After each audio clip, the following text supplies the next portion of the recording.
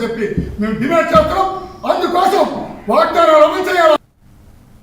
హైదరాబాద్లోని ఉస్మానియా విశ్వవిద్యాలయం ఆర్ట్స్ కళాశాల వద్ద నీట్ పరీక్ష పేపర్ లీకేజీపై ఐక్య విద్యార్థి సంఘాలు నిరసన చేపట్టారు. బీసీ స్టూడెంట్స్ ఫెడరేషన్ రాష్ట్ర అధ్యక్షుడు కొమ్మనబోయిన సైదులు యాదవ్ ఆధ్వర్యంలో జరిగిన ఈ కార్యక్రమంలో విద్యార్థి నేతలు మాట్లాడుతూ నీట్ పేపర్ లీకేజీ కేంద్ర ప్రభుత్వ వైఫల్యమేనని ఆరోపించారు. ఈ ఘటనకు బాధ్యత వహిస్తూ కేంద్ర విద్యాశాఖ మంత్రి ధర్మేంద్ర ప్రధాన్ రాజీనామా చేయాలని డిమాండ్ చేశారు.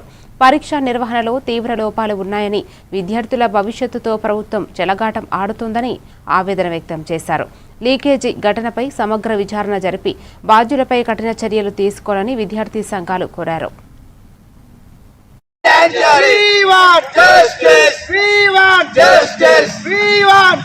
మరి ఎన్టీఏ ఈ విద్యా సంవత్సరము మరి ఘనంగా నిర్వహించింది.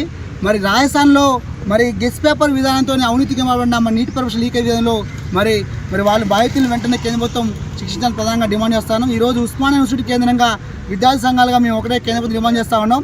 మరి ఏదైతే నీటి పరీక్ష లీకేజ్ బాధితుల్ని వెంటనే శిక్షించాలి, మరి ఆ విద్యార్థులు కూడా మరి పకడ్బందీగా మరోసారి పరీక్ష నిర్వహించాలని ప్రధానంగా డిమాండ్ చేస్తూ ఈ తప్పిదాలకు బాధ్యత వహిస్తూ కేంద్ర విద్యాశాఖ మంత్రి ధర్మేంద్ర ప్రధాన్ గారు రాజీనామాని ప్రధానంగా డిమాండ్ చేస్తూ ఉన్నాం.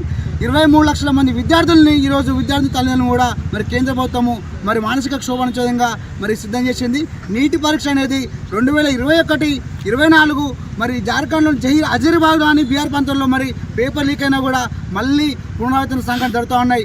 కేంద్ర ప్రభుత్వం వెంటనే నీటి పరీక్షను ఎయిమ్స్కి ఉపయోగపడాలని ప్రధానంగా కోరుతూ నిందితుల్ని వెంటనే శిక్షించాలి.